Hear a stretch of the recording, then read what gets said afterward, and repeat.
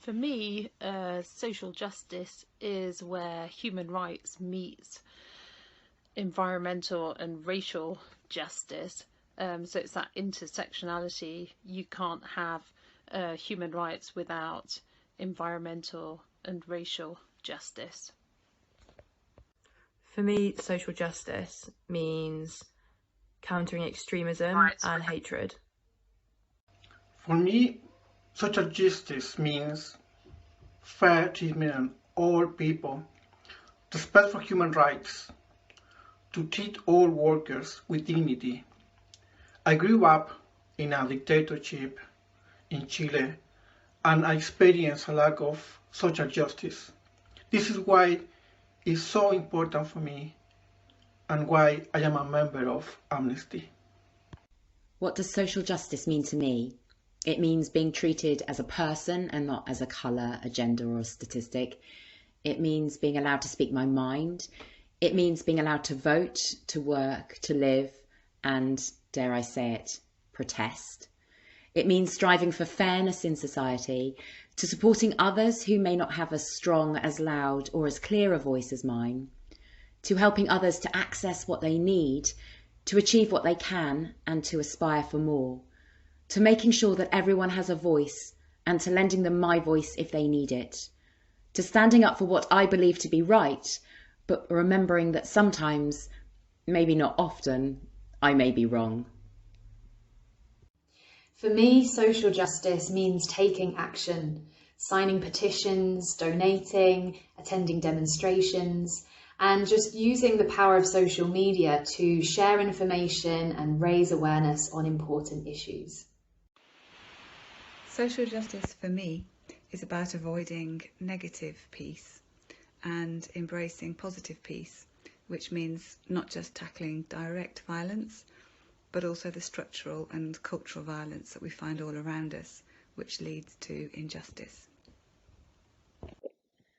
Social justice for me is an ambition, the ambition being to live in a world where every human being is treated with the dignity and respect that they deserve. Campaigning for social justice is a way of opening everyone's eyes to the everyday injustices and to also encourage people to become part of the solution. For me, social justice and human rights are based on the Golden Rule. Treat others as you would wish to be treated yourself. Never treat others in ways which you would never be wished to be treated. So, for example, never torture. Never the death penalty. Treating people fleeing persecution with understanding and compassion. For me, social justice is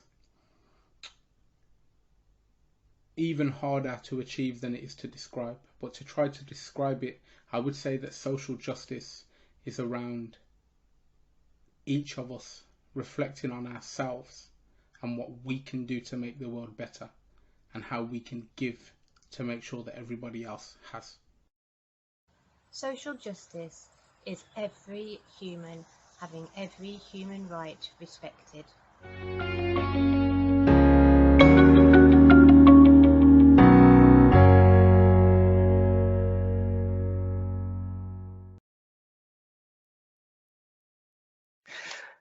Good evening. My name's Kate Allen and I'm the Director of Amnesty International in the UK. Welcome very much to this evening's event. This is part of the AI UK Central England Festival of Social Justice, which involves over 50 free events taking place between now and the end of May. The Festival of Social Justice brings together 40 local amnesty groups in the region, other amnesty networks, and a range of community organisations to spread the word about social justice and human rights, and to engage as big and diverse a group of people as possible in campaigning actions now and for the future. So we hope that the festival will be an opportunity to learn, to participate, to be involved in activism, to meet people and to have a really good experience talking about human rights. We at Amnesty International are a movement of globally of some 10 million people now around the world. We stand up for humanity and human rights, and we are now reaching our 60th birthday as Amnesty International. A few points from me, housekeeping points about the webinar before we start our panel and talking with our panel. We're using GoToWebinar. It has some important differences from Zoom. It's more broadcast and designed for larger numbers of attendees. So I'm afraid that as we're getting used to in this time of COVID, we can't see you and we can't hear you, but we do want your questions. And you'll see in the control panel where you can put questions. Please only do put questions. The chat function isn't working, and we'll do our best to reply to those. And we're going to record this webinar so that others can see it too. And so I think that's the housekeeping done. And I'd just like to say a few words of introduction as Director of Amnesty International UK. This is a brilliant initiative by activists who have organised this seminar, and we'll talk a bit about that towards the end of the evening, and how we at Amnesty want to become a bigger and a more diverse movement for human rights and social justice. And we need to do that because I think what we're seeing at the moment is some systematic onslaught by our government on human rights, both here at home and a complete neglect of human rights and its ability to influence in other parts of the world. Here, I think under the cover of COVID, and in many cases, legislation being rushed through Parliament without proper scrutiny, we're seeing an attack called a review of the Human Rights Act, and I don't think any of us think that that is a review to strengthen it. It's one that will undermine. We see the ability for individuals to question decisions that are being made through judicial review also under attack, and we have a raft of legislation. An immigration legislation which continues the appalling treatment of refugees and immigrants here in the UK and coming to the UK. We have a policing bill which attacks the right to protest. We have the way in which we have seen human rights denied through the pandemic, and we produced a very good report on what happened to elderly people in care homes through that pandemic, and we have seen no sign of the investigation, the inquiry that we need to have into the government's handling of the situation of COVID. So on a whole range of fronts, we are really fighting for human rights in the UK. And that is before we get to the fact that this is a government that in the last quarter of last year exported £1.4 billion worth of arms to Saudi Arabia, which we know are contributing to the situation in Yemen. So we have our work cut out. We also at Amnesty International and that video which showed people talking about social justice reminds us too. We at Amnesty International have work to do to become a properly anti-racist movement, and we are setting the foundations for that and have been doing that over the last year. Some of you may have seen some coverage in The Guardian, and I'm deeply sorry for the pain that we have caused to former and current staff at AI UK. But I do want to say that we are setting in place and have done over the last year our vision, which will lead to us being a movement that is anti-racist, that is able to join with the anti-racist struggles in this country and wider, and that is where we are now heading. I am really pleased to have today's panel, and I'm going to ask each of the panel members to introduce themselves, to tell you a little bit about themselves, and then we're going to get into a conversation with our panelists, and then I'll do my best to ask the questions that you will have posted in the question function on the webinar, and then we'll end with hearing from our activists that have organised this event about their plans here and how people can get more involved. So we have a great evening of human rights conversation for you, and I'm going to start by looking at my panel here, and perhaps we could start with Imtiaz Chinara. Would you like to tell us a bit about yourself and your background on human rights, Imtiaz? Okay, thanks for the invitation. I'm a retired paediatrician. I'm one of the people involved in Derby Peace Week, which is a week looking at peace, but also anti-racism and welcoming refugees and the climate. And it involves civic groups as well as campaigning groups. And I'll stop there. Right, thank you. Ranjat. Thank you very much, Kate. It's a privilege to be on this panel. I'm here in my capacity as a national trustee of Citizens UK, which people will know is a community organizing movement that has now grown to a very significant proportion. In my life, since leaving university, I have been a community activist in the first part, and then as a member of various public bodies in the second part of my career.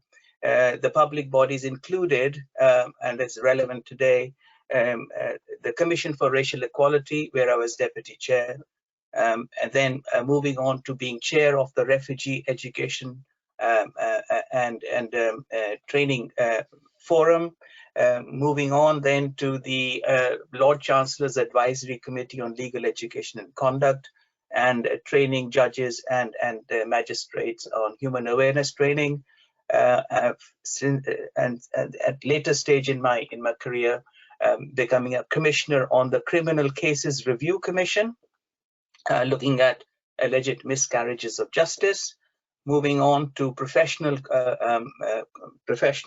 regulation at the Bar Standards Board, looking at complaints against barristers, and now currently involved in the NHS to ensure that we provide the best possible service for the best value to a population in Birmingham, which is probably amongst the most deprived in the country. That's me, and I look forward to being with the rest of the panelists. Thank you, Ranjit. Thank you. Nabilia. Hello, so my name is Nabila, and I'm the country coordinator for China and Taiwan in Amnesty UK. So previously, I was very active within the Labour Party, and I actually stood as a parliamentary candidate in the general election, and I've always been interested in social justice. So I'm also a member of the local charity Hearts Welcomes Refugees, and I befriended an asylum seeker, and I do what I can to help refugees in my local area get access to the provisions they need. I also studied Chinese and economics for my bachelor's, and I lived in Taiwan for 2 years. So that's where the interest in China came from, and I can actually speak Mandarin fluently, although it's probably a little bit rusty now since I've been back in the UK for quite a long time. But yeah, I saw what was happening in China with the growing authoritarianism since Xi took power. And I wanted to use my language skills and my knowledge of what's going on in the Sinosphere to help out Amnesty, and hence why I volunteer as a country coordinator. So I'm really happy to be on this panel. Thank you very much. And let me turn now to Cherry Bird. Hello, everyone. I'm country coordinator for India and Nepal, and also activism rep for Southwest England. And I'm based in sleepy Somerset, where I grew up. I've only been an Amnesty member for about 10 years, and I joined after returning from 20 years living and working overseas in international development, health and education. So I was in Zimbabwe for 5 years and then Nepal and India. So that's where my interest came in. And it was that experience that really brought home to me the importance of human rights, which need to be underpinned by effective and properly implemented legislation. I saw firsthand the good and the bad side of development and what happens when people are marginalised and disadvantaged. So when I came home, joining Amnesty was one of the ways I chose to continue my involvement with helping marginalised people to improve their lives. And it has to be said, meeting other people who are also interested in what goes on outside of these shores. And I'm looking forward to this evening's discussion. Thank you. Thank you, Cherry. And our last panellist, last but not least, Sotes Chowdhury. Sotes is a staff member at AI UK. Sotes, would you like to introduce yourself? Sure, cheers, Kate. And it's horrible always going last after hearing everyone's wonderful experiences. So I don't speak any difficult languages, haven't lived abroad and stuff like that. My background is I actually met Ranjit for the first time years ago in a nightclub that turned into a mosque community centre in the middle of Birmingham somewhere. And I trained as a community organiser at Citizens UK. I was there for several years. And then I've moved into sort of doing political organising and various types of social justice campaigning, mainly spending a lot of time in deindustrialised areas, and always had an interest in bringing unusual, unlikely, unsuspecting communities and individuals together and building power to agitate for change. And I joined Amnesty halfway through the pandemic, so I've been here almost a year. I've still not managed to meet anyone in my own team in person, but I'm really looking forward to this panel that's been organised by the organisers and the rest of the festival. So yeah, that's me. Lovely, Sotes, and I'm really looking forward to meeting you in proper life too. It's an odd way to work, isn't it? But we do good work. We continue to do good work. Don't worry about that. So we're just gonna now hear from each of our panelists, and I'm gonna and we might start questioning each other. But let me start off, Imitaz, with you. We've you know, I know that our Amnesty activists who have organised this festival for social justice have been very inspired by the Peace Week, the Derby Peace Week that that you are so involved in. Can you tell us about that and you know, how you organise it and what it does? Okay. Firstly, I need to tell you a bit of background that the idea for Derby Peace Week was a collective one. I'm a retired paediatrician. One of my crazy ideas, dreams, was to try and organise a peace concert because I like music. And I mentioned this at one meeting where we were discussing racism, war, refugees, and I told people about my idea about a peace concert and how it varied from 5 people in a room to 50,000 people in a football stadium. And fortunately, sensible people there said, well, why not organise a series of events rather than one huge event? So basically, we said, okay, we're having a peace week. It is non-party political, but obviously people from political parties can take part, but it's not to promote any one political party. And we work on the basis that we don't have a budget, or our budget is, if you can convince me personally I should spend £50 of my own money for an event, then we'll consider it. And basically we ask people to organise events about peace, against racism, against the damage to the environment, limiting the arms trade, and basically say, this is the week, organise something. And the reason why it's taken off is because civic organisations involved in the creative arts have all got involved. So it started off with Quad, an independent cinema group, who are hosting the workshop on Thursday about race, policing and human rights. But then we got other groups involved. So Art Core, which involves creative arts, have had workshops where they ask people, what does human rights mean to you? We found the dance group wanted to get involved, and it struck me, and I've learned, that the creative arts are all progressive in terms of wanting to combat racism, wanting to combat discrimination. And if we can work together, then effectively we can get more people involved and also get cross-fertilization of ideas from one type of creative art with another, and also hopefully get those people involved in progressive campaigning groups that fight for a better world.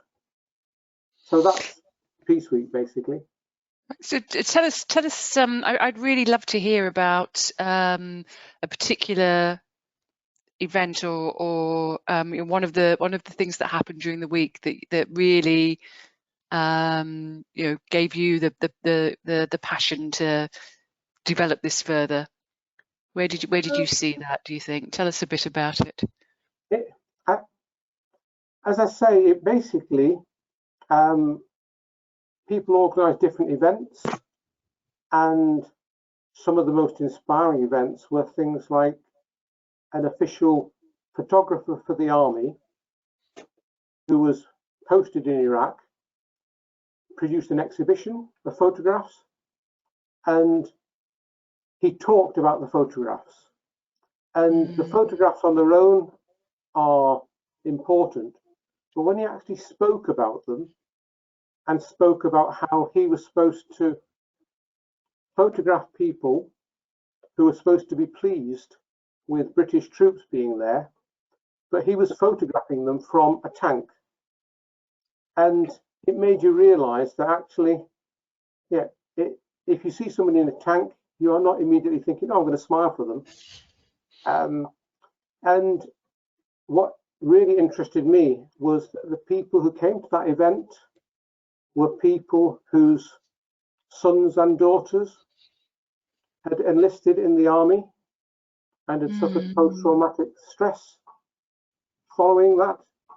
And there are a whole group of people within our society who feel a similar way to it that we do, but often don't have the chance to get that viewpoint across.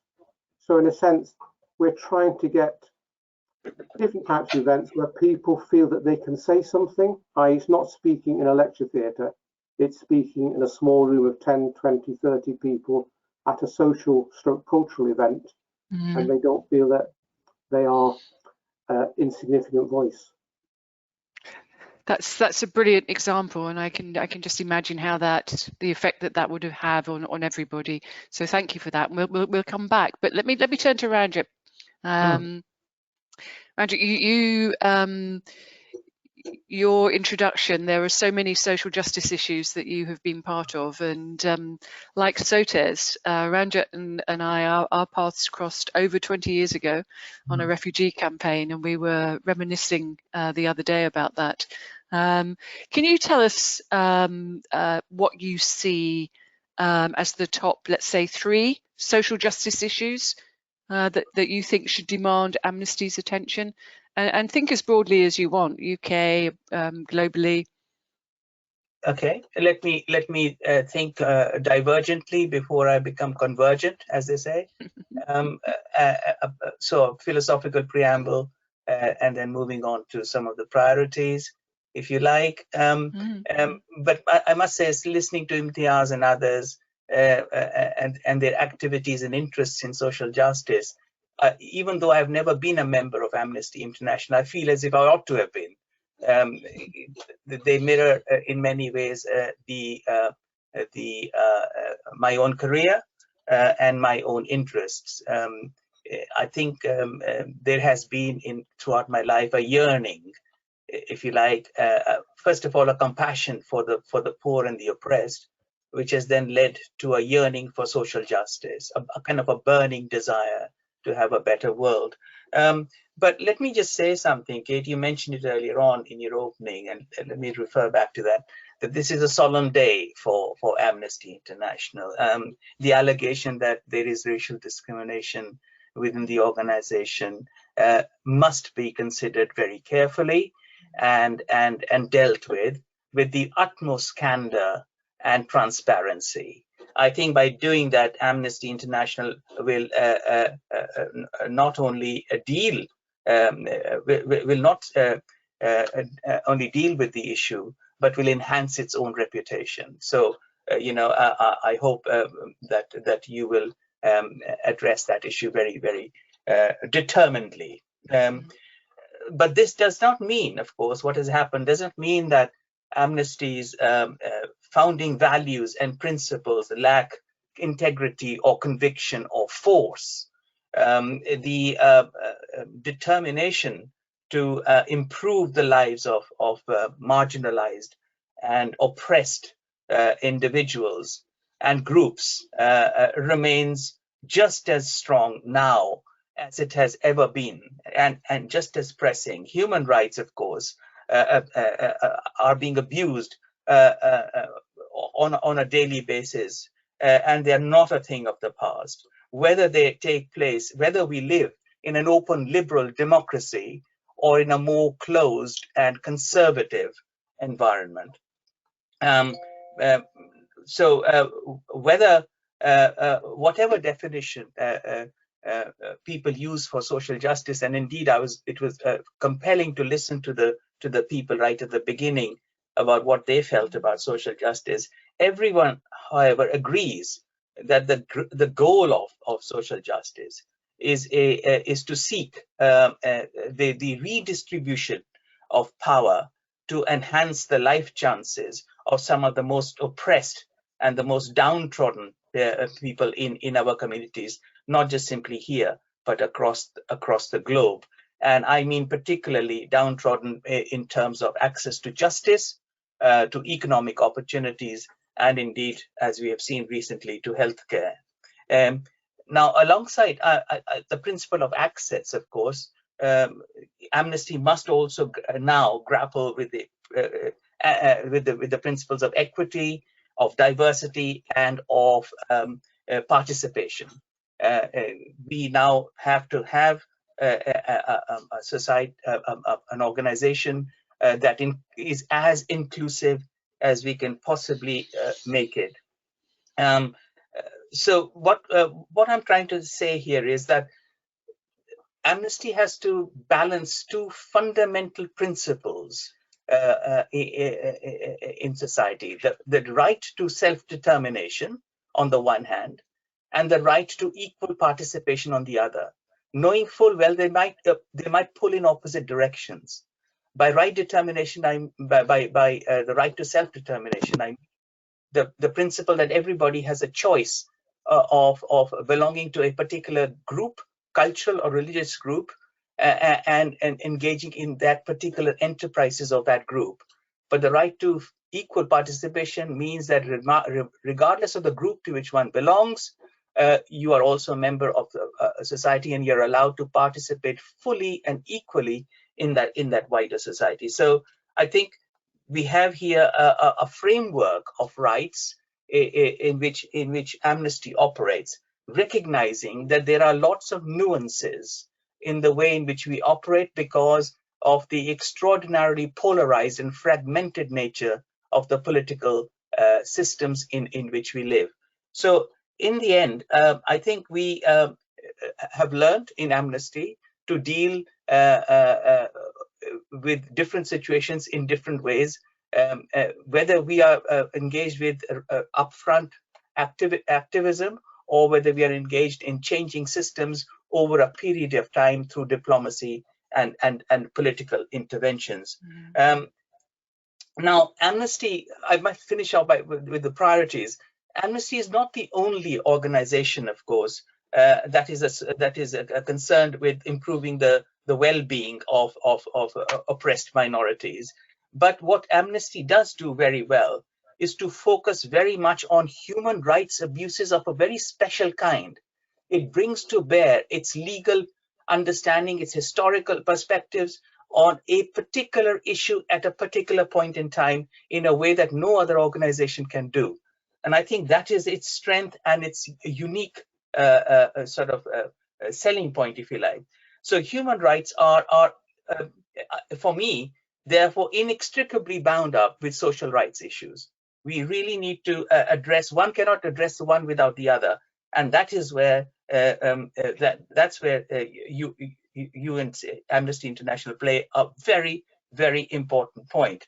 The top priorities for Amnesty must therefore be a focus on gross violations of human rights. In practice, this would mean supporting those who are fighting alleged miscarriages of justice, and for whom some of the consequences might be a sentence of death.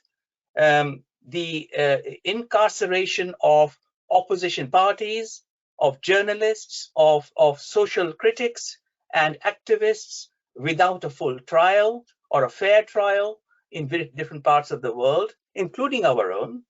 The systematic destruction of cultures, of languages, and of lifestyles of minorities within the larger society, and the subversion of the international safeguards established for the benefit of refugees and asylum seekers in all parts of the world. I think that this is not simply an agenda for Amnesty's activities in foreign countries, far removed from Western society. It is equally applicable to the domestic sphere. The number of deaths at the hands of the police, the disproportionate deaths of minorities during the pandemic, the degrading treatment of asylum seekers in our detention centers should remind us that before we begin to point the finger at others, it is important to put our own house in order. That's where I'd stop, Kate.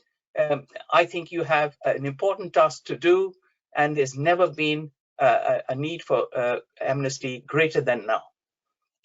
Ranjit, thank you very much for that, and for that overview too. And what I was thinking when you were talking was about how a lot of that work needs to be in partnership with others.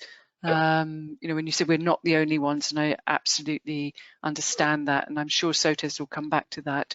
But can I bring Cherry in now? You, as an activist, Cherry, and with all your background and experience, how do you think we can ensure that local activity enhances our campaigns as Amnesty, and where do you think the role of internationalism is going forward there? Right, well, both of my roles as a volunteer with Amnesty, the country coordinator and the regional representative, involve a lot of direct contact with local groups. And for me, that is absolutely key. It's probably the part of the job that I love the most in many ways, because local groups have long been at the core of what Amnesty is and what makes Amnesty special.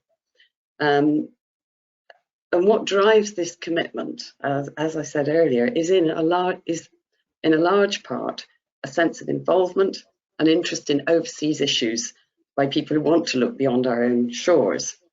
And many of the people in local groups have got significant overseas experience and connections, so they can bring a lot to the movement in terms of expertise and understanding.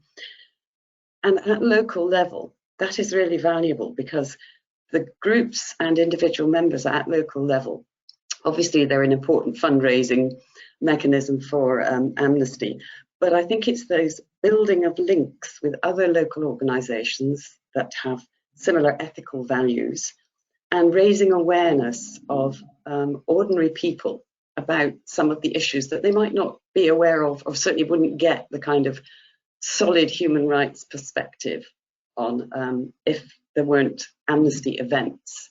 We find, you know, if we put on something like a concert or a street stall, that engagement with the public can be very rewarding. You can get a few challenges, it can be tricky, but it's an important part of what Amnesty does.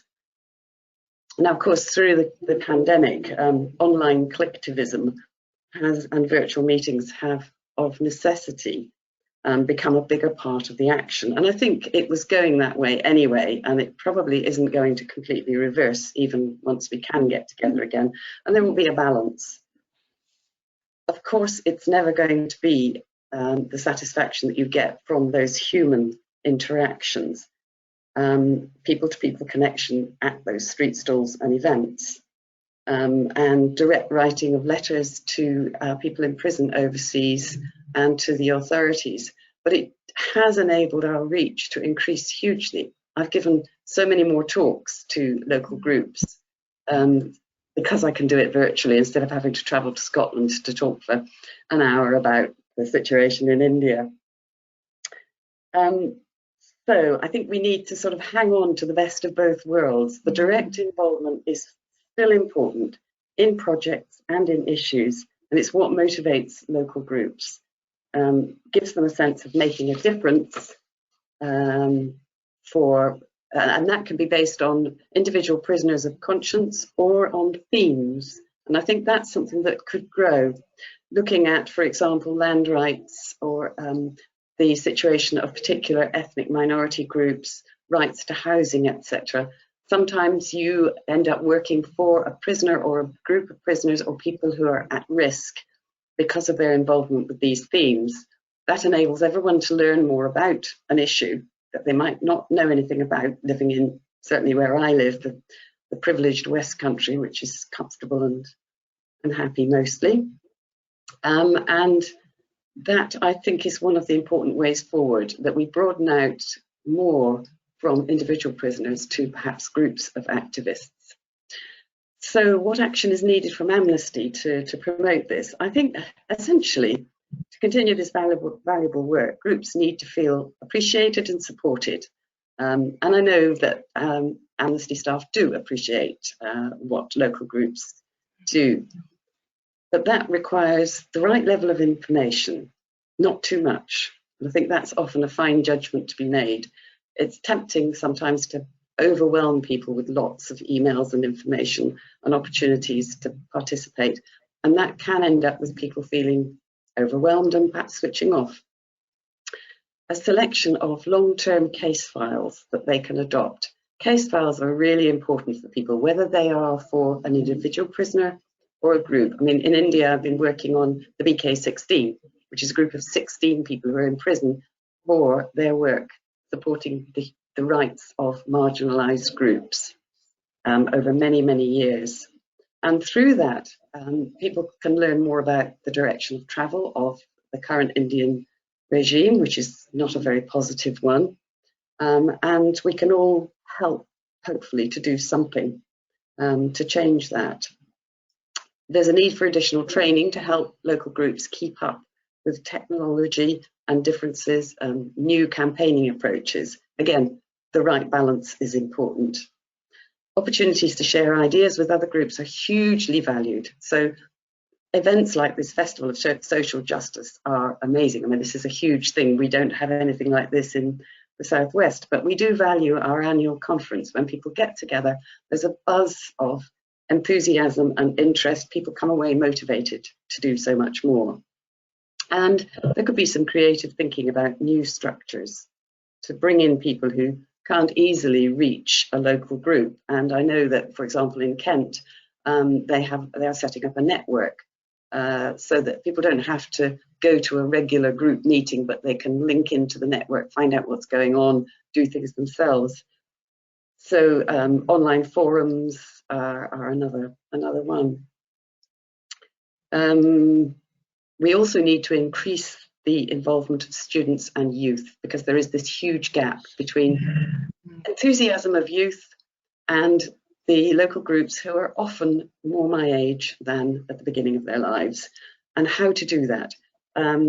I do know of a particularly inspiring example of something called the Stand-Up Conference for Schools that was done for the first time last year, and it created a lot of interest it was a physical conference, but it was recorded so that schools can actually have that recording and use it as part of their education curriculum about human rights. This year, interestingly enough, the theme for the conference is racism.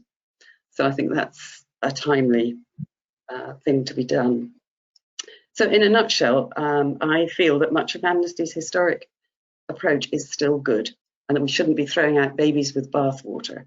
But of course, there's scope for improvement, and we can see different ways of doing things as time goes on. Thank you very much, Cherry. Thank you. And I'm going to turn to Nabila to continue the kind of conversation about how we connect human rights violations with local activism. Yes, I just like to start off by saying that I agreed with everything everyone said, particularly with Cherry. In fact, you said a lot of the things that I wanted to say, which is actually fantastic. So it shows that we're thinking on the same page here, and so does it. But no, it's good. Like I've only been a country coordinator since October, but because I've been focusing on China and Taiwan, particularly what's happening in Xinjiang, I've kind of had to hit the ground running. So one of the first things that I was asked to do was actually to do a talk about the Uyghurs in January. So, you know, I did a lot of research on that. And I, you know, the more people, I was getting so many emails from groups saying, you know, can we have information about the Uyghurs? Can you tell us about these IAR cases such as Ilyas Zijiang Rehemen? He's actually one of the big cases I'm working on. So I just said, you know, attend this talk, and it's actually in conjunction with Amnesty Banbury. And I think we ended up having about 50 people at that talk, which I think is quite a big thing, because normally maybe in face-to-face meetings, you would only get a fraction of that. And there were so many people, not just Amnesty activists attending that, but also people, you know, just normal, ordinary people who just heard about it that I invited to come. And it was a huge success. And it gave me the idea, how about doing a series of talks about China, because I believe in education. So I've done talks about the Uyghurs, I've done talks about Taiwan, I've done talks about Hong Kong, all sorts. And I feel like China is so complicated and it's such a big country. And I didn't want, you know, Amnesty's been accused of this before, but I didn't want there to be any room for people to accuse Amnesty of imperialism or colonialism or anything like that. And I think that's why in my role as country coordinator, I've been so focused on the educational aspect of it, because I feel like to really understand what's going on in China, you've got to understand the Chinese people and the Chinese state and the ideology behind a lot of the things. So that's why I've done these educational talks. I've also taken an online course about 20th century Chinese history, just because a lot of what happened last century is informing what's happening today. And I feel what it's really done is just made some of the work I've done much more impartial. But I've had contact from about 25 different Amnesty groups so far, wanting to work on the case of China and the Uyghurs, and some about what's happening in Hong Kong. And one of the things that I'm really keen to do moving forward, because obviously it's good to have talks, but there's got to be action behind it.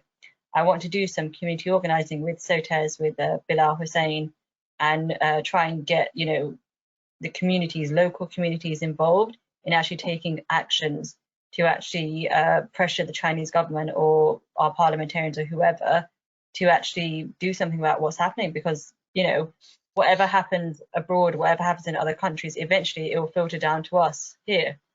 So, you know, we have to take action as well as just listening.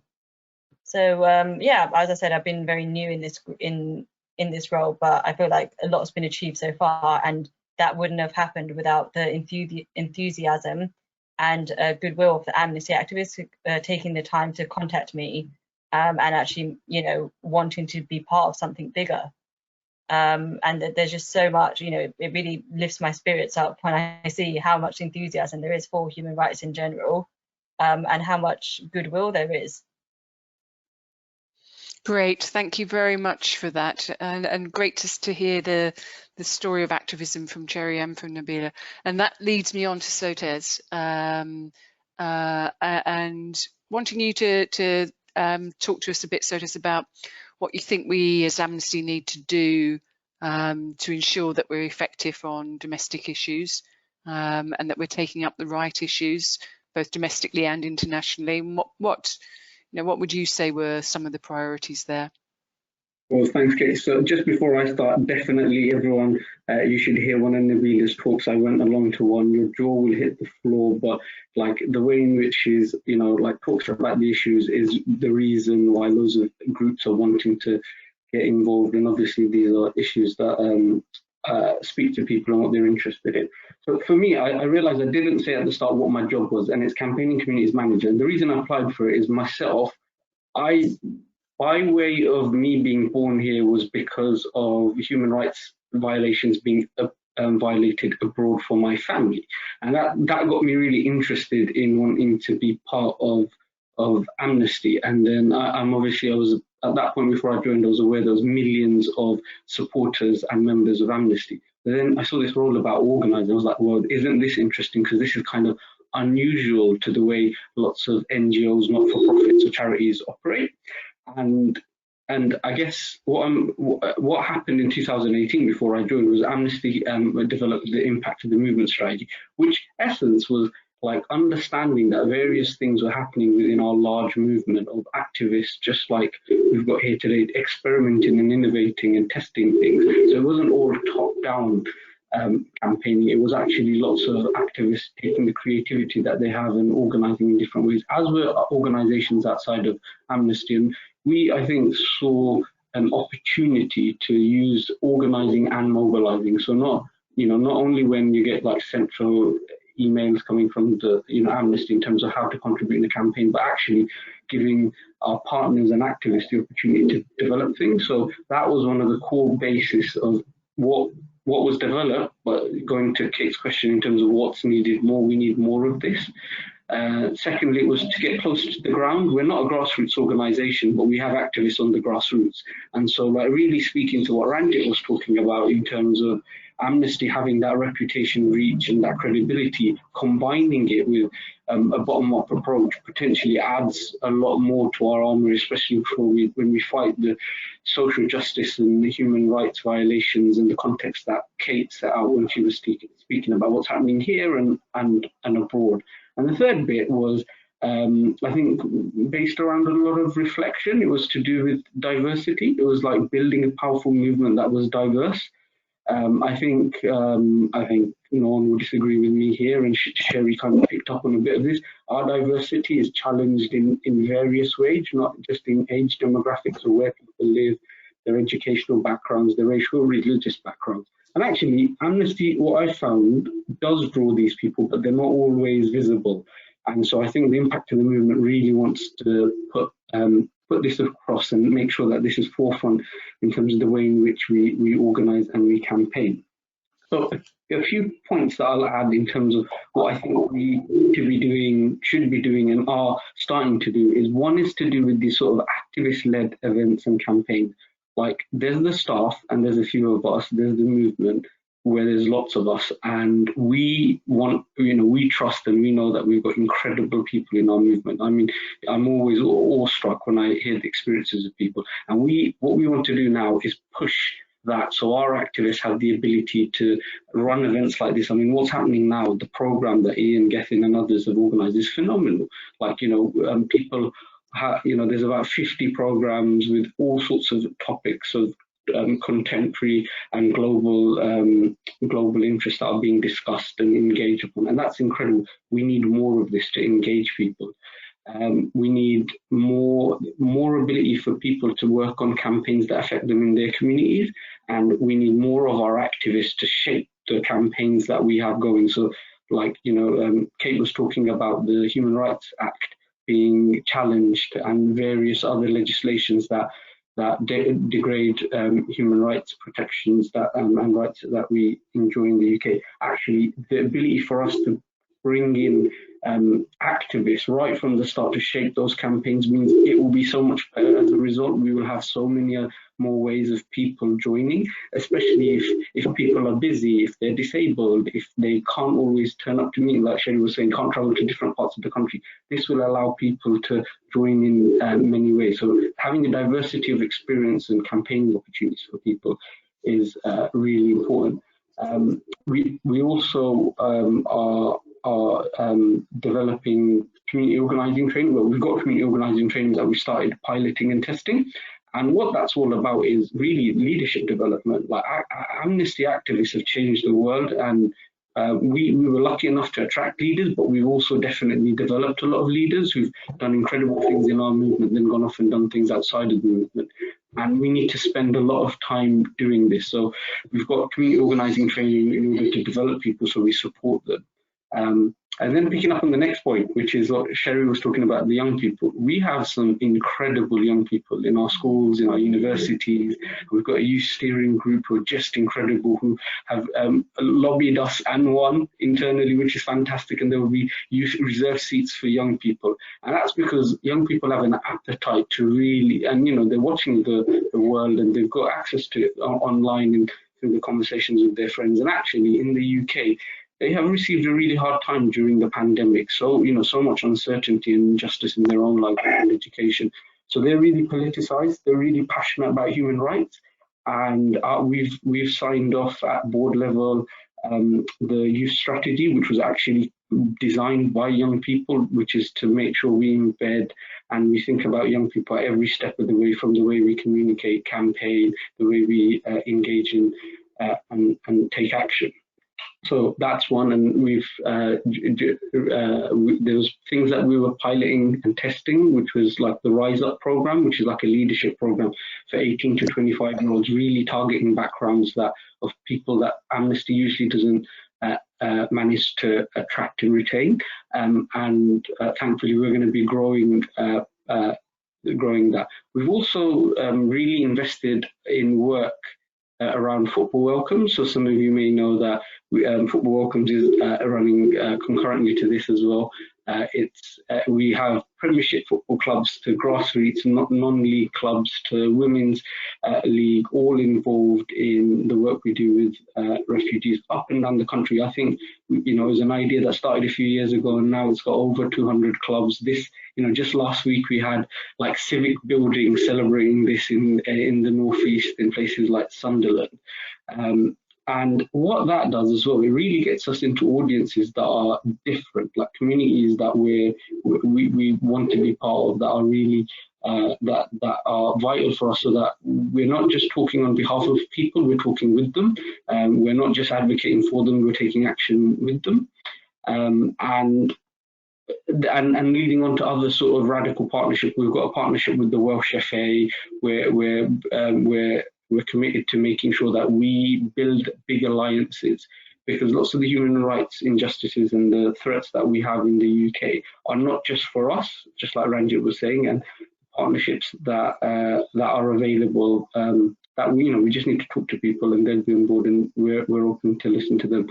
So key three things is activist-led campaigning, the young people, our youth strategy, and training people, and the third is looking at alliances and partnerships in order to work on common interests.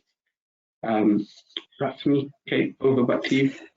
So just that was great. Thank you. I think you gave us a really great overview with and I think that we have lots of group members and activists, who we can't see you, but who are on the webinar and who have a huge range of experience. And I think that as activists, and I think the shift that we're making is exactly as Sotos has described. It's to empower people and empower our activists, and to bring more people and different people to our work. And so Imitas, it made me think of your story about the photographer and the families of people whose loved ones had come back from the military and had been damaged by all that had happened, and how you were engaging with them. And you go from that to the sorts of things that Sotos has been talking about. How do we reach out to more and more people who and make human rights something that feels in people's daily lives, not a theory. So I was wondering, we haven't had a lot of questions, but I'm just going to ask a couple more. And I was wondering, when you think about what we've learnt during the pandemic about organising and reaching out to people. You know, where do you think we should take this next? And Sotes, I'm going to come to you, because it's kind of, you know, what do you need as well? You know, what do you and your team need for us to be able to do this work really well? And then I wondered whether Nabila and Cherry might want to think a little bit about what we've learned in using the technology that we're using now, and the ways that we've kind of been catapulted into how we work online. How could we, you know, any thoughts about how we can make those connections internationally? You know, I have this kind of thing that about how do we bring activists here and activists in China? You know, maybe it's too difficult in China, but you know, in another part of the world together, to be able to talk and plan together. But Sotes, you first, and then I'll come to Cherry and Nabila, and any thoughts there. And Manjit and Imitaz, just your comments. I'll come to you for your comments on all of this and the direction of Amnesty, where you've given us a lot to think about. And you know, if you put your minds ahead a few years, you know, what do you think we could be achieving if in the UK if we really did the things that we're talking about at the moment? So Sotes first. Sure, thanks, Kate. So in terms of what we've learned about organising during the pandemic, it works. Like we've had, you know, like Amnesty does lots of work with trade unions, right? Like our fundamental workers' rights are really important as part of our human rights. And actually, trade unions have seen a spike in membership, like people rejoining, people, you know, organising around lots of the job losses that have happened. If we look at the NHS and things that are happening there, or students, like whether it's students who organise because of strict policies on hijabs and on dreadlocks by certain schools, or it's to do with a U-turn on the government algorithms. Like people are instinctively angry and really aware of things that are happening. This is different to reaction. What we have to be is intentional about who we build relationships with. There are more and more aggrieved parties. There are more and more people who want to take action, not just young people. You know, like if you were a minority before the pandemic, having issues, what's going to happen to you afterwards is going to be a lot worse as a result of socioeconomic factors and scapegoating that we're going to see inevitably increasing. So I think the ability to build relationships and then bring people together. I think the thing that we need to do is the easy answer is resourcing. The tougher thing is prevent ourselves from telling people what to do. So what happens is when you've been working in human rights for a really long time, and you know, you get this with activists, our activists are incredibly smart, know what they're doing. But when you meet with people who don't know how to do things, we need to find a way in which to make things really accessible. A lot of our work is often compounded by legal phrases and terminology and processes. We just need to make sure, especially if we want to go beyond the middle class base, that we are talking to people where they are and then we bring them along. That is not to treat people as though that they're not smart enough. It is to say we need to develop people, and our commitment needs to be that developing people, making things accessible. And we need to compromise at times, and that is okay. Like how people you know, want to approach a campaign, like what, you know, like the anti-racism thing is a perfect example. Lots of people don't believe they're racist. That doesn't mean you're being anti-racist, right? Like it is important for us to have some difficult conversations, see what people's perspectives are. And if those perspectives aren't around the table, i.e. young people, i.e. people of color, then you've got to take a, you know, you've got to take a rain check and go, all right, we can't just carry this work on right now. We need to start when we bring these people around the table. So I think, you know, there's a bit of personal reflection, a bit of agitation internally and externally, but the main thing is intentional relationship and partnership building. I think that will do us well. But like I said, in a funny way, all the injustices that we're seeing, particularly by corporates and governments, which we're going to be focusing on between 2022 and 2030 in our next strategic period, and like what Sherry was talking about, our ability to engage young people is going to be really nestled within that. And in a funny way, they're organising their own resistance, so it's for us to benefit from it. Yeah. Yeah, no, I do understand and get that. Nabila and Cherry, I'm going to have to ask people to be a bit brief, I'm afraid, but the kind of making those links and connecting domestic and international. Any thoughts? Nabila, would you like to go first? So with regards to what's happening in China, it's actually a geopolitical issue. So the reason why the atrocities against the Uyghur people are happening is because of something called the Belt and Road Initiative. Has anyone heard of that here?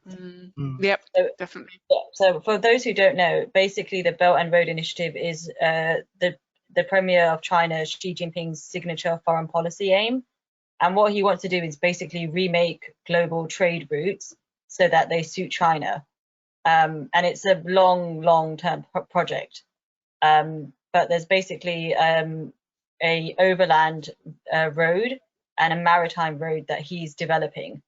Now, the overland road goes through Xinjiang into Eurasia, and they're basically building corridors of train tracks, and they're developing countries like Kazakhstan and Pakistan, and just making trade links with that area as well as developing it. And what the idea is to basically remake the world so that it suits China. That's a very, very simple way of talking about it. And I've actually done a talk about this. If anyone wants me to speak about it and educate them more, they're free to do that. But basically, it's probably too difficult to contact activists in China just because of the firewall they have. But if you want to actually, you know, have an international impact, it'd be better to speak to people living in the countries that are affected by the Belt and Road Initiative. Yeah. So, good thinking. Yeah. This But is where we need to take things. Yeah, and also if you want to speak to a Chinese-speaking country, probably speaking to activists in Taiwan would be a good issue, because something that the Chinese state often talks about is they say, oh, you know, human rights, they're a Western concept. They don't suit the Chinese people. They're not for us. You know, we're Chinese. We're from the East. We follow Confucian philosophy, whatever. However, you've got Taiwan, which is a Chinese state. I mean, it came from, you know, a lot of the people there are descended from mainland China, and they're a democratic country. They've got a thriving civil society. They're even, I'd say they're more democratic than we are in the UK, just because of how strong their civil society movement is. So maybe it's worth speaking to activists in Taiwan and making links with them as like an example of what the Chinese countries are. No, thank you, Nabila. Thank you very much. Cherry, any thoughts there? Yes, it's interesting that we both have two countries that are so different. And yes, I identify with your points. It seems like a very obvious next step to be speaking to activists in our countries. It would be very powerful to get that direct communication, and technologically it's possible. This one could do in Nepal, I think, just about. But in India, you would put people at huge risk if they were to be talking about human rights, particularly with the current situation. So, you know, there's the possibility, but where the countries are in a really bad state, then it's probably not practical. The other side of it is the regional hubs, the IS hubs. I do feel that there's room for a lot more development of the way we interact with those regional hubs, the information we get. I mean, they do some very fine research, but there's not enough day-to-day communication, and perhaps not enough understanding in all of the regional hubs. They're different. They vary quite a lot about the importance of, for example, individual case files or themes. And so maybe some kind of way of standardizing those regional hubs so that they get the same set of understanding and values would be an important way to go, I think. Lovely, thank you. Sorry, Cherry, sorry, I interrupted you. Just the very last little bit was the China issue is becoming big in Nepal, because they're pouring money into Nepal on road structure, etc. And that's having an impact on, for example, Tibetans now settled in Nepal. So the influence and the tentacles are reaching out. Yeah. Brilliant. And turning to, I'm sorry, I'm looking at the time. My timekeeping is bad.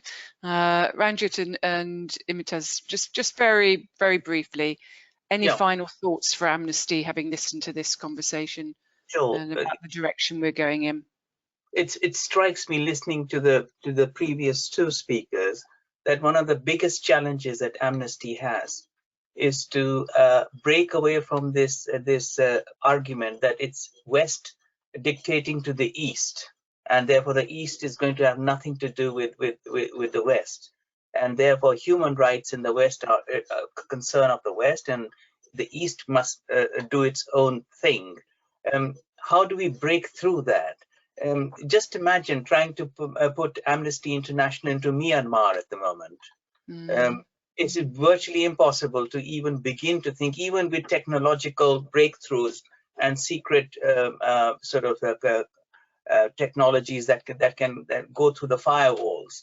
I think that what we have to do is to establish a kind of philosophy of the universality of human rights through regional hubs. So it's not West talking to East or telling East what to do, but the East telling itself what to do, and maintaining a kind of supremacy of human rights without which there is no such thing as society.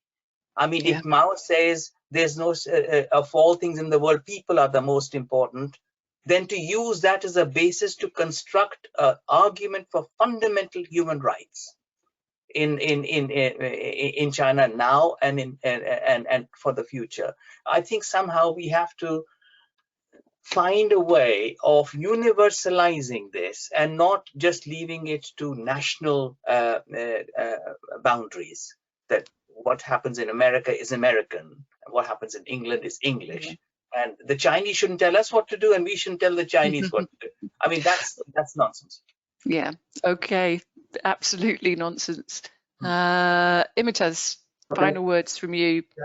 Two things I think we need to do. One, locally, as the lockdown eases, involve events that people can actually meet face to face. And it doesn't matter what type of events they are, whether it's a coffee morning for human rights or whether it's a creative arts, what does human rights mean for you? And then the one positive thing about lockdown for me politically is that I have heard speakers I would have never have seen face to face. I've still not seen them face to face, but different groups have organised Zoom meetings on a national basis with international speakers of renowned, and I think that's sort of thing Amnesty should be doing. And that if we use the technology, let's have a monthly or bi-monthly meeting organised by Amnesty with a speaker on human rights from different parts of the world, because we can all learn about human rights. And I'll leave it there. What a great panel. Can I thank each of you for being part of the Festival for Social Justice. It has been a real privilege to have facilitated the conversation, and thank you all for your contributions. We know our challenges at Amnesty, and with you helping and leading us and giving us your wisdom and thought, we will do and continue to do brilliant work. So thank you, each of you, and I hope you have a good rest of the evening. And I'm going to invite Gethin Davis and Ian Myson to join us, and we'll talk a little bit about this festival. Hi. Welcome, Ian. Welcome, Gethin. Really lovely to have you with us. Thank you. So this has been your passion, the two of you.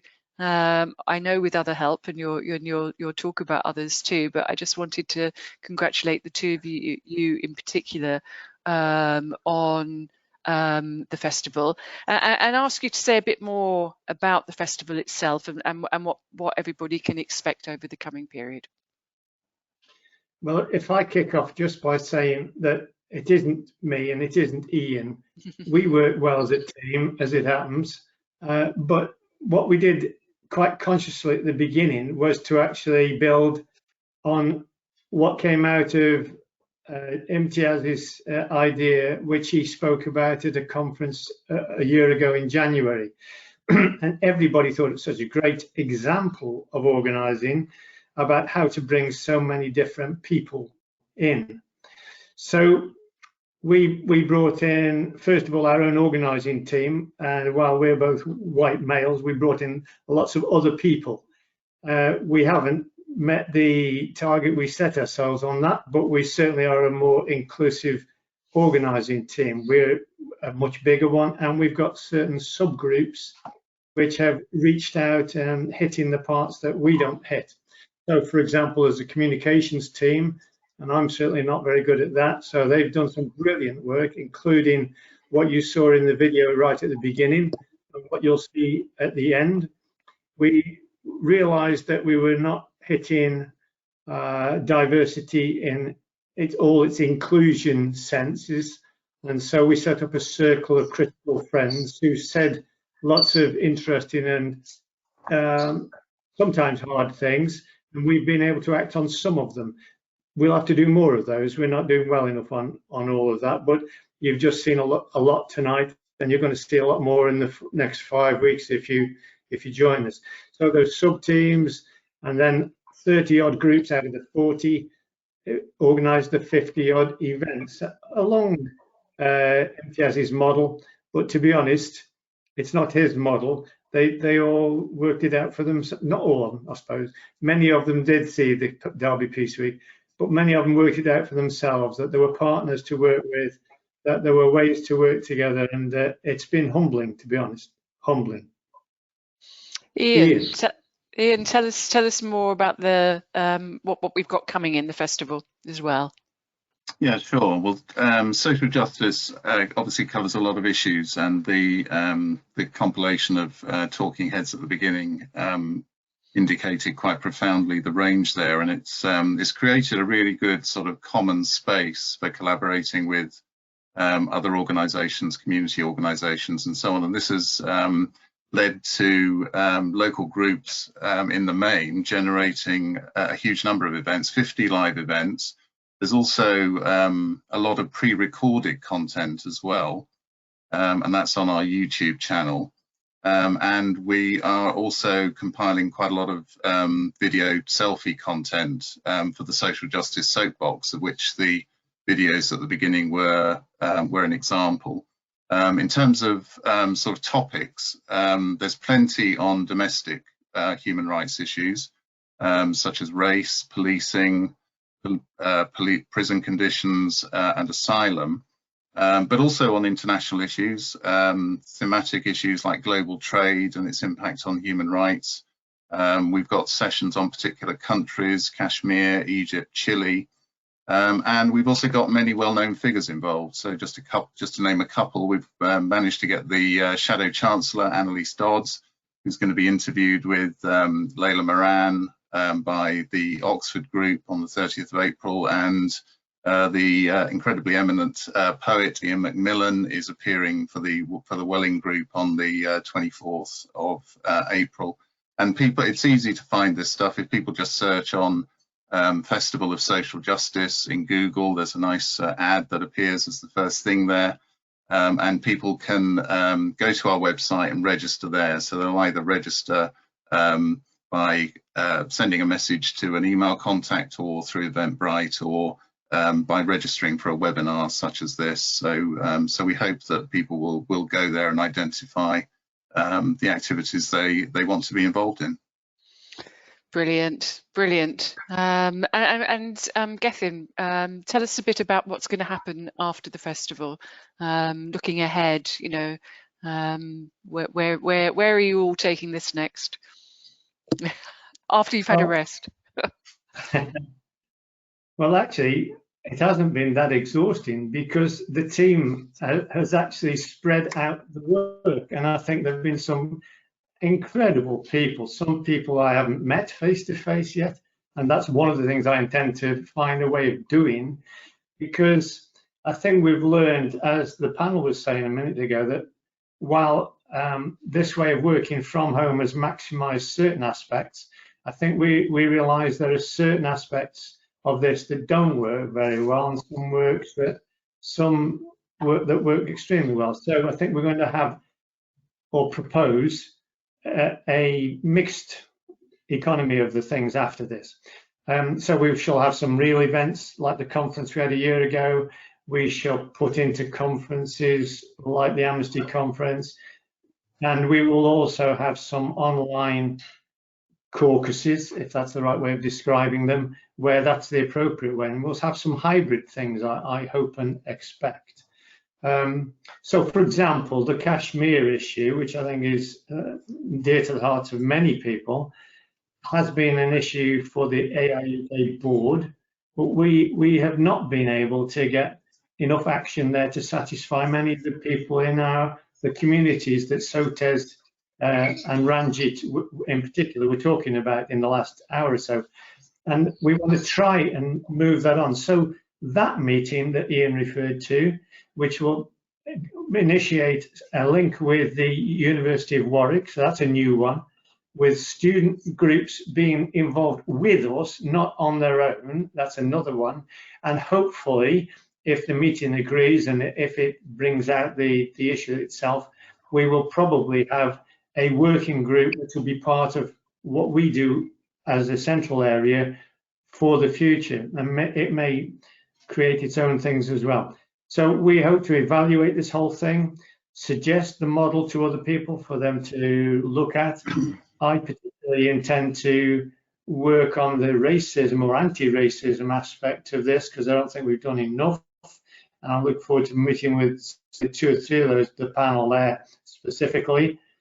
The team will continue because I know they want to, and I think we'll just have to get it to be a little bit more inclusive, and then we'll go from there. I've got lots I could say, but transferring this model is exciting. I was a rep for 10 years, and it hasn't been anywhere near as involving people as this. I think it shows the power of an umbrella type approach to an event like this. So centrally, we've essentially offered groups a certain amount of central publicity and a certain amount of support in training and skills development and so on, and indeed have organised centrally certain events such as this one. But we've only organised under 20% of the events and activities. But once you have that in place, you can get others to come in under the umbrella. So it's not an approach that's based on just sorting out the structure, and it's not an approach that's you know, exhorting groups to do stuff. It's providing a framework and a scaffold within which you know, you can tap into the enthusiasm and energy that is there, but it just requires a bit of nudging and a bit of direction and a bit of facilitation to help it to emerge. And I think, as Gethin says, you know, there's a lot of sort of infrastructure that has been created through this that we can build on for the future. But you know, at a very simple level, it should generate benefits like ensuring that, you know, most groups have much longer email lists than they had before. And you know, groups are saying that one of the most important requirements they have is for extra people. So this is all about bringing in extra people, and you know, it's important to have big audiences. But similarly, we know that, you know, if each local group just had 1 or 2 active people prepared to do stuff for them, you know, that would be of itself transformative. So there's a mixture between these sort of elements and these sort of nudge effects that I hope we're delivering. So that just Gethin, you have something. Do come back. Well, yeah, maybe we didn't emphasize enough that all the communications issues that have been so good so far with what we've done, and even if we've got another 5 weeks, have all come from people who have been nudged, to use Ian's word, into doing a little bit more. You know, John Dolan, would you communicate? Would you get a communications group together? Harriet, would you go? And I am mentioning these people specifically because, you know, we're standing here and we're only standing on their shoulders. All those things that are happening because those people have put hundreds and thousands of hours in. And I will finish by saying that while a conference, which I've organised many of, would cost thousands of pounds, this has just cost thousands of hours. And that's something which is a strength because we're not beholden to anybody. We can move from here on the basis of those hours and just thank those people. I hope they're not going to go and disappear after all this, but yeah. it's just awesome. I don't usually use that word. My children use it, and abuse it, but it has been. I don't think they're going to disappear, Gethin, with the enthusiasm and the excitement that you're generating. So I think it just remains for me to thank both of you and everybody who's been involved in this, and to wish you all the best with the next events, to encourage everybody to go online and have a look at where those events are coming up. And I know that we have a lovely video to play out and end our meeting with, and that's a video which has been done in collaboration with the local radio station in Derbyshire, involving our country coordinators with interviews and a lovely local collaboration. So and before we move to that video, can I thank everybody for being part of this evening and for joining in. I look forward to the day when we can see you all. So we'll, I think as our panelists were saying, that we build on what we've learnt during the pandemic, use this way of working, but also I look forward to us meeting together as well. So thank you very much, Ian and Gethin, and everybody involved in the Festival for Social Justice. And I'll hand over to you, Ian, for the video. Sure. Okay, thank you.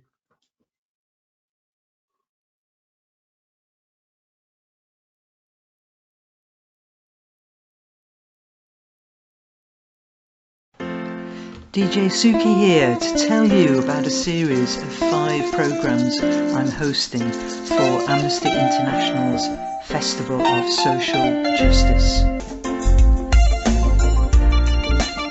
I'll be interviewing some inspirational women who are passionate about human rights across the world.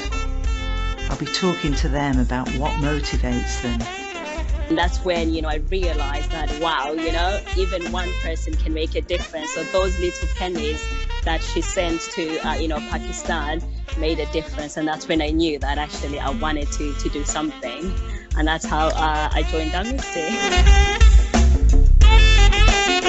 In some instances, their experience of coming to the UK from a war-torn country.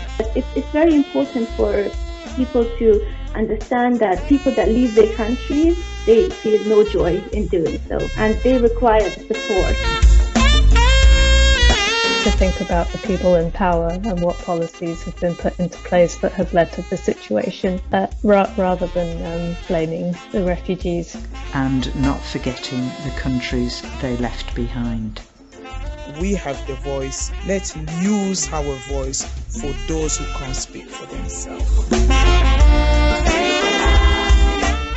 So join me, DJ Suki, for some amazing conversation and music from around the world. Starting on the 17th of April on Saturday at noon for 5 weeks.